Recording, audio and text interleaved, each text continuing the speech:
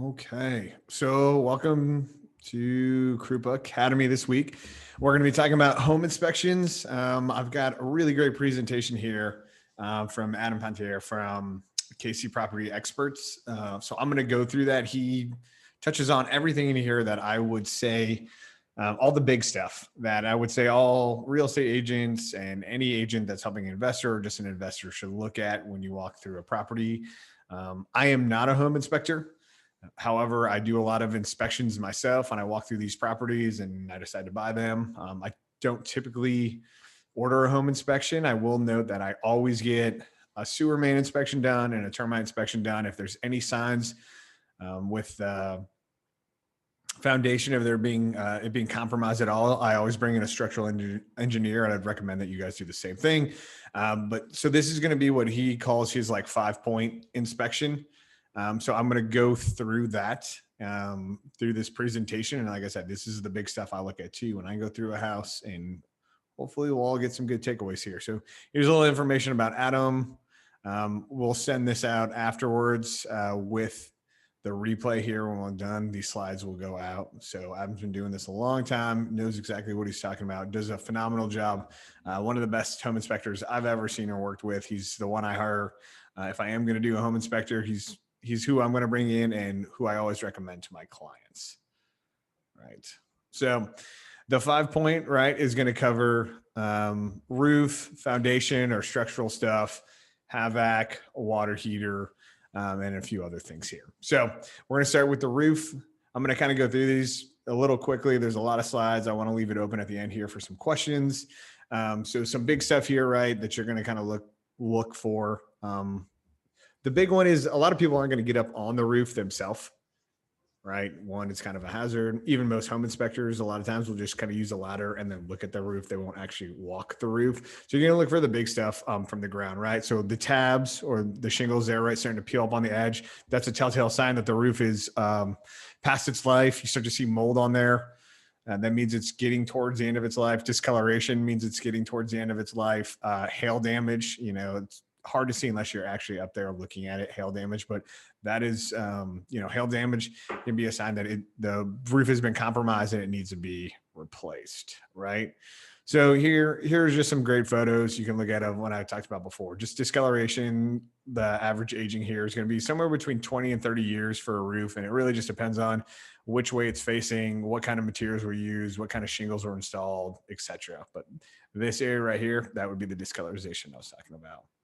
All right, hail damage, here you go. You'll see little pieces missing out of the shingles themselves, and kind of like the granules have kind of spread out over there. So it's harder to see on darker colored roofs, but these like light kind of gray roofs, it's very easy to see hail damage on. Okay, so multiple layers. This is a huge one. I want to point out to everybody, everyone will insure, the VA, FHA, everyone will accept 2 layers on a roof. If it's more than 2 layers though, now we're in issues, right? Most insurance companies won't accept 3 layers. VA, FHA, they won't accept a loan on a 3-layer roof. And so what that means, right, is what should happen is it's just you have your decking, then they're going to put down some kind of underlay to protect the roof itself. And then the shingles are going to go down on top. So when the shingles start to wear out, what some people will do to save money is just put a new layer of shingles over the top of it, right? So that's what we're talking about with multiple layers. So you have your first old layer of shingles and then your second layer of shingles go on top of it. That's the most you can do. The problem is when you put on a second layer of shingles, it makes the roof wear out even faster, right? Because it's not venting properly. That's not what it's designed to do. The shingles are not meant to go on top of other shingles. And so by the time you get to the 3rd layer, it adds a tremendous amount of weight. And like I said, it's going to wear out really, really fast. So that's a big one to look for. Don't be confused because there are 3 tabs, right? Which is pretty standard now. So it can look like multiple layers, but it's not. It's pretty easy to see the layers on there. Okay, so wood shanks, shingles. You'll still see these around here a lot in Kansas City.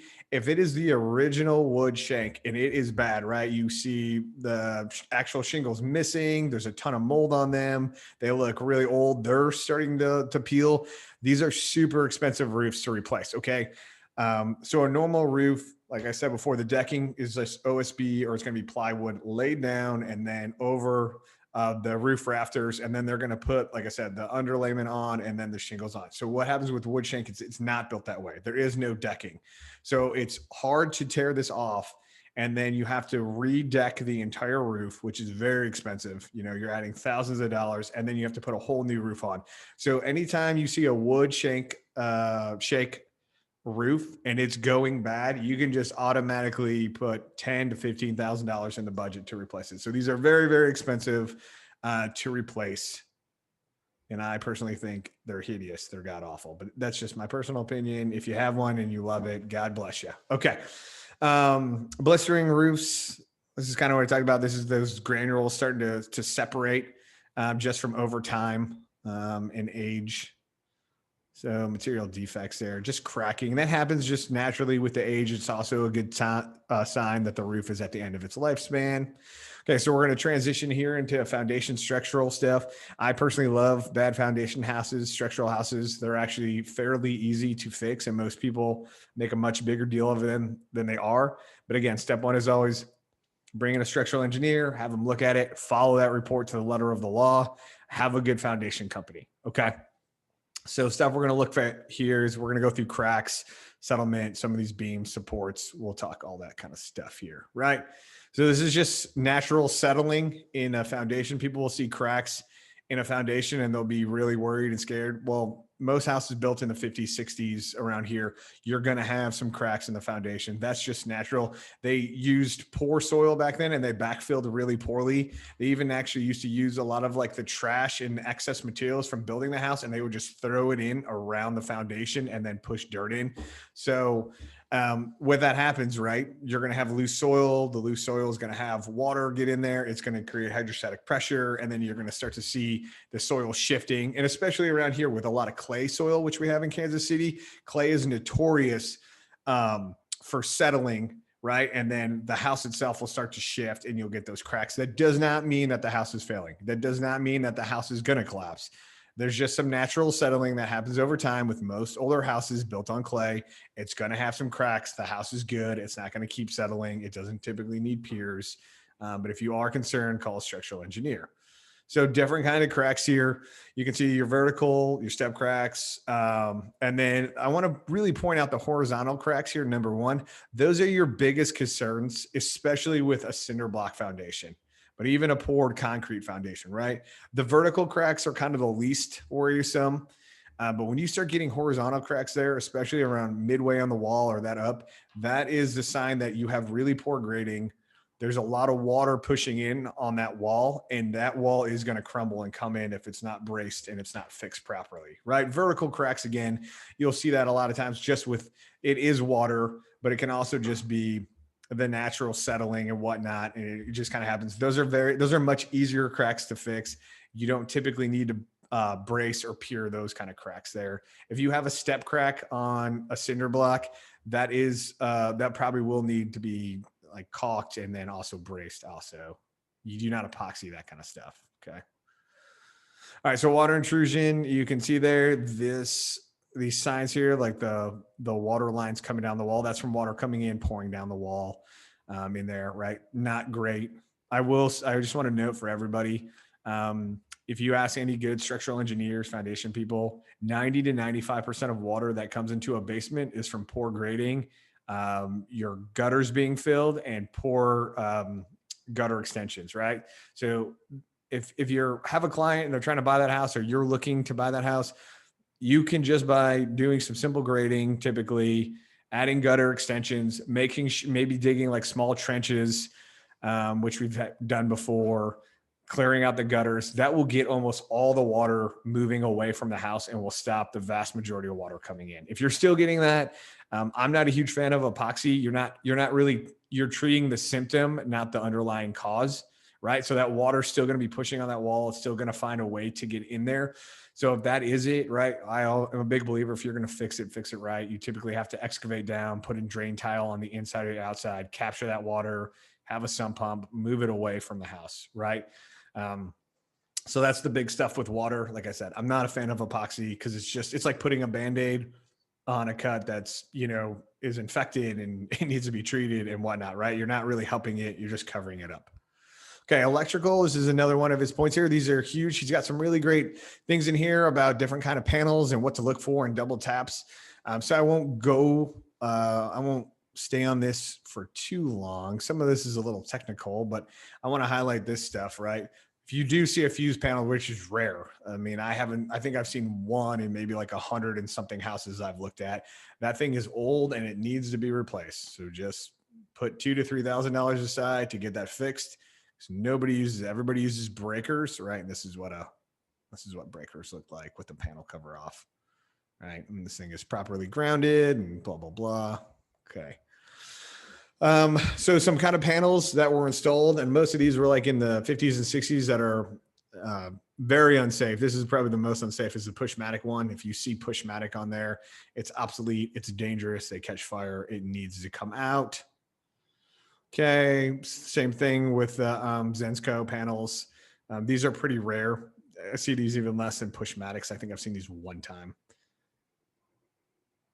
And then the stab lock. These are some other weird panels. Again, anything that's been put in probably from the 80s on, it's not going to be an issue, right? These are all older panels in older houses that haven't been updated.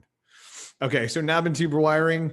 This is the kind of the precursor to Romex, and then which is the precursor to modern day like 14-2, 12-2 wiring, which is what you see normal in a house. Down here, you can see kind of this yellow white. This is updated, newer electrical 14-2, 12-2, right? So knob and tube has that. It's like a braided looking kind of wiring. Again, it's kind of easy to confuse it with Romex, but Romex is typically going to be black, right? This is going to be more of like a gray and a white. Every outlet in the house, these are going to be very older houses. I mean, I'm talking like late 1800s, early 1900 houses. Everything's going to be two-pronged upstairs, right? If the outlets haven't been replaced, that's a telltale sign that it's a really old knob and tube. And again, you're going to see these in really, really old houses. Aluminum wiring. This actually I had in our house. So it's kind of a little confusing. Aluminum wiring is actually what they use in commercial wiring. It's great. It is terrible for 110 volt current. So what happened was like around the Vietnam War, they ran out of copper. And so they started throwing aluminum wiring into houses. It's super unsafe. What happens is, especially when it's mixed with copper. So if it gets too hot, it arcs and creates a spark. And so it can burn down your house. So you need special outlets, special switches that are rated for aluminum. They're about 4 times the cost of copper. If we see aluminum in a house anywhere, it's coming out. We're putting in new copper wiring, new 14-2, 12-2. So if you're an agent or an investor, you need to look for this. And again, see, this is what copper looks like right here, this grounding wire. And you can see this is what the aluminum looks like. It's that white grayish color. So again, it's rare. It does see it. It's in my house. We had to pull it out. We had to fix it. It does exist. But again, mostly in houses that were built in the 60s. Okay, so HVAC. And there's 3 components. Most people don't understand that. There's the furnace itself, right, which is right here. There's your A coil, which is going to be above the furnace. And what that does is that's going to, the condenser, which is like the actual AC unit outside, is going to come in, go to the A coil, get mixed there, cooled. And then when the furnace is not blowing hot air, right, the blower motor fan inside the furnace is what pushes the cold air through the house. So that's how it works, right? When it's cold outside, the condenser and the A coil aren't working. The furnace is just going to heat the air, blow it with the blower motor all throughout the house. When it's summertime, the furnace pilot lights are not going to be on. They're not going to be heating, but the blower motor is still going to be running, and the condenser outside is going to be bringing in air, pushing it to the A coil, cooling it, and then the blower motor inside the furnace is going to be pushing it throughout the house. So it all runs on the same ductworks and the returns and everything else. So ages of these can be super tricky. Like he said, he's got a great link here to buildcenter.org. You can typically Just Google these. Sometimes it's the model number, sometimes it's the serial number, sometimes it's stamped on there, right? So this one's easy. It actually has the manufacturer date, 7/2009. Sometimes it's part of the model number of the serial number. It's just really depends on what brand it is, who made it, how old it is, blah, blah, blah. Worst comes to worst, take a picture of this sticker that's typically stamped on the inside, and then you can go back and you can look it up, okay? So here's some average life expectancies here, right? And so I just want to note the fact here that your air conditioners, right? So your furnaces are going to last much, much longer. So like 23 years is the average for a gas one. Then your condensers are going to last, which is about, 15, 16 years. He has on here, yeah, I'm sorry. The average is 13. And then the average like furnace is like 17. Yeah. So that's typically what you'll see is that the condenser is going to go. The outside air conditioning unit is going to die before the furnace dies. Right. Okay. So what we used to always use is what's called R22 refrigerant. They no longer make this. It's super expensive to put in. The problem is if you have an A coil that's made for R22, now you're going to have to, if your condenser goes, now you're going to have to replace the A coil and you're going to have to replace the condenser outside because, like I said, this Freon, this refrigerant is no longer made. And they don't put it in any kind of units. It's not designed for any of the new condensers. So you'll see these on most older units. They started phasing this out here like 6 years ago. They started making the R430, 413 or whatever about 10 years ago, right? So that's where those come in. So just kind of be noted that, again, this is what home inspectors capture, look for, but it will be stamped on the back of the condenser outside. Okay, so plumbing, we're going to go through different kind of lines, hot water heaters, all that kind of good stuff here. Okay, so galvanized piping, see this in a lot of older homes. The problem with galvanized is it looks good, but right, just like an artery here, it will clog from the inside out to the point where no water can get through it. And then all the galvanized has to be ripped out and replaced in a house. So something to be concerned about if you see old galvanized. We just always tear out galvanized. If we see it in a house, it's coming out, it's getting replaced with new PEX plumbing. So polybutylene, not as prevalent here in Kansas City as other places. This was like huge in Colorado, and it's kind of funny. Like they have a law that if it's found, the homeowner has to rip it out and replace it all. This is not good plumbing stuff. You can note there if you see the PB on there, that's how you know it's polybutylene. This stuff is garbage. It breaks really easily. It bursts.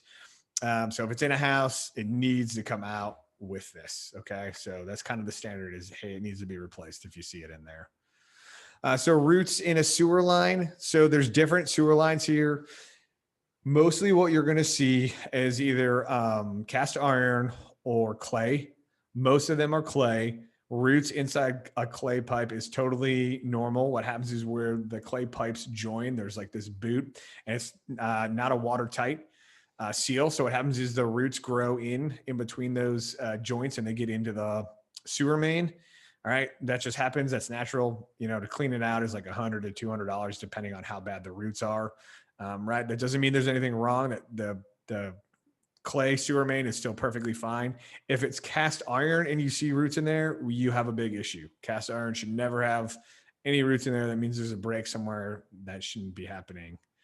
It needs to be replaced. This is what cracks or broken sewer main looks like. You can see here, this camera picture here, this like jagged offset. It's on the side. It's not as bad. You can still reline this on the inside. It's the worst when it's on the top or the bottom, especially the bottom. That's typically where you'll see the break. And what's hard here is a lot of homeowners who don't understand these things. If it's clay soil, the clay acts, right? It's kind of almost another barrier. If it gets that water in there, it will harden up. And so the sewer main will still keep flowing for a while. It could be years before it eats away that clay. And then like the sewer main itself collapses. So you'll see stubborn homeowners be like, oh, it works just fine. Like, no, it doesn't. All right. A break is a break. Even if there's clay and it's still running, a break needs to be replaced. It needs to be fixed. Okay. And then these are just some of Adam's costs, right? So I won't get all into that. I mean, we all have our own home inspectors that we use, but like I said, I love Adam. If you're an investor, I think he's a great option to use. So I'm going to come out of the PowerPoint. I'm going to come over here and see, it's 125. We're doing great on time. I'm going to open it up for questions. If anybody wants to chat, type something in the chat box or just ask me, go ahead and feel free to. I will do my best to answer your questions.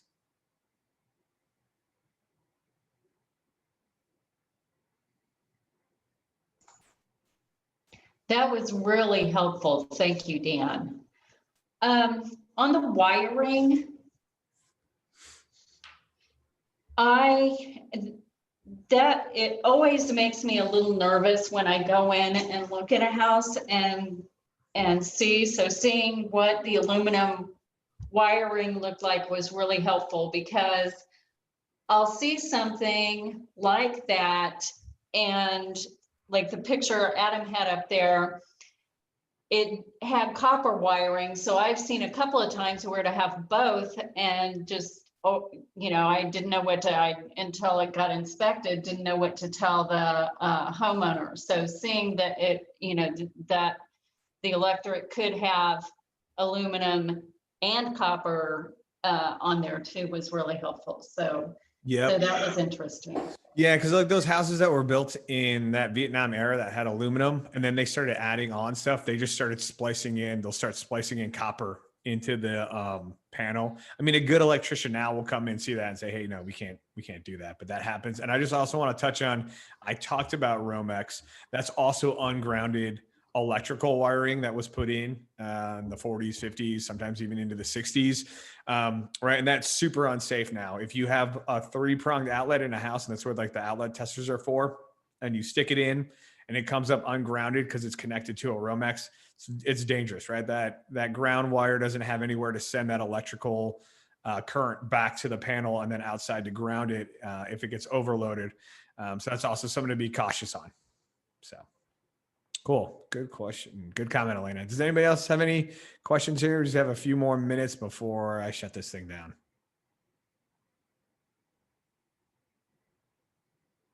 No. Okay. Well, guys, thanks for coming. It was great. And I hope everybody has a great weekend. Enjoy this warm, sunny weather. And we'll see you guys back here next week for another edition of Krupa Academy. We only have about, I think, 3 or 4 more. We're going to do open up to everybody. So tune in. They'll be great here, these last few. And then we're going to close it down. Okay. Take care. Thanks.